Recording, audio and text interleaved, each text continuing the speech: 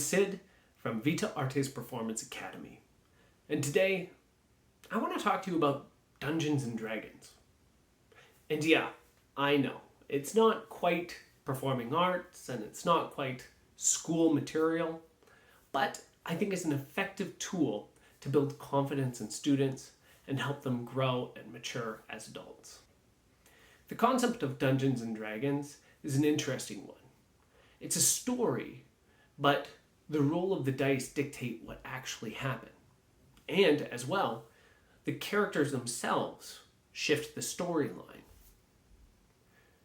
Dungeons and Dragons is a lot about listening, studying, observing, and then presenting. For instance, you could be in a dungeon and there's a narrow staircase to go through, but there might be a secret passage if you just look a little bit closer.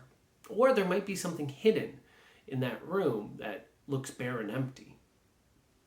Dungeons and Dragons also concentrates a lot on character building and character analysis. Each person gets to build a different character based on their beliefs or ideas, based on their style of fighting or investigating. And what it can do is really flesh out a character for them the same way that you would in a book analysis or a character analysis for a book. The best part about Dungeons and Dragons, though, is that it's a game. And it's really fun, too. It gives a lot of rewards for doing things right and also penalizes for doing things wrong.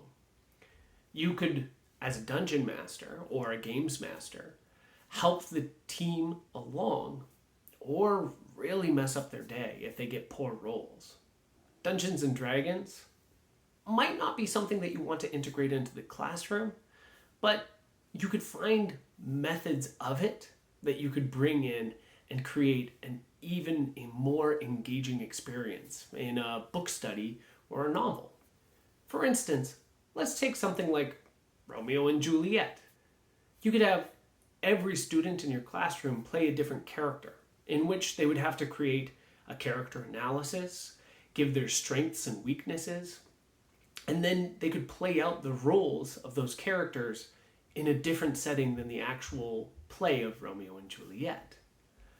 Perhaps Romeo has to save Juliet, or perhaps Mercutio has a crush on Juliet as well and wants to woo her more than Romeo. With that, your students have the ability to adapt their characters and to become them as well. And the best part is, you can still use the dice to roll whether they're successful or not. You, as the teacher, get to control all the ideas. Ultimately, Dungeons and Dragons can teach us a lot about how to bring character analysis, storytelling, and observation into the classroom. And I encourage you to maybe look through some of the Dungeons and Dragons books so that you can find inspiration to adapt your teaching to a style that might entertain your students more. Thanks again for listening, and if you like these videos, please like and subscribe and leave us a comment or two. Maybe you could tell us about your favorite Dungeons and Dragons experience if you've had one, or if you have any questions about it, let us know. We'd be happy to answer. Thanks again, and see you in the next one.